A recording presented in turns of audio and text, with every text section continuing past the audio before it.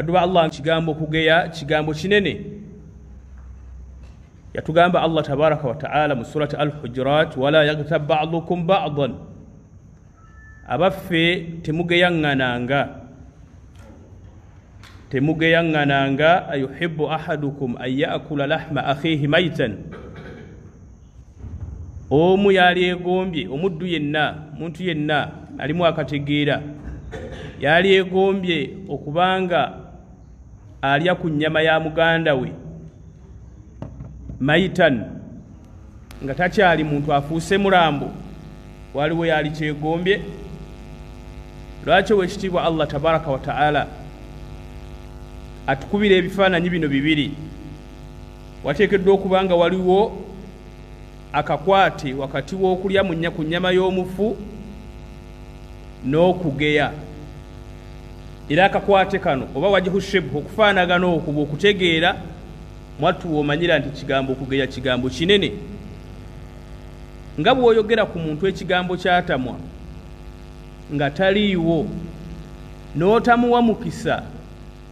kubanga akuddamu akwanukula n'oyonoona wakati we ne mukwano gwe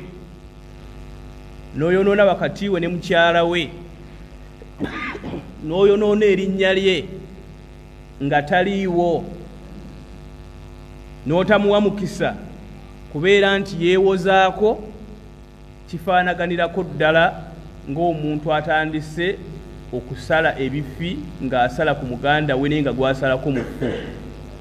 ng'ono bw'atasobola kwerwanako nga mulambo n'ataliiwo tasobola kukola ki tasobola kwerwanako ng'omwogeddeko ekigambo kyakola ki ke kakwata akaliwo ebifaananyi bibiri ndowooza osobola obitegeera kati awo wekitiibwa Allah tabaraka wa taala baddu ba Allah waatwewaza wala yaghtab ba'dukum ba'dan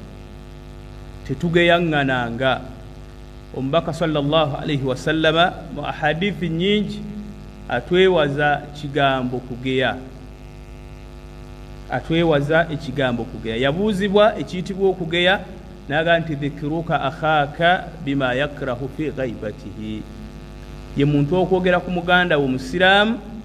kyomanyidde ddala nti akitamwa naye nga gwoyogerako taliiwo n'abuuzibwa sallallahu alayhi wasallam ti ya rasulallah ate bwe mbanga kyemwogeddeko ddala nga kyali n'agamba sallallahu alayhi wasallam nti bw'obanga kyomwogeddeko ddala kyali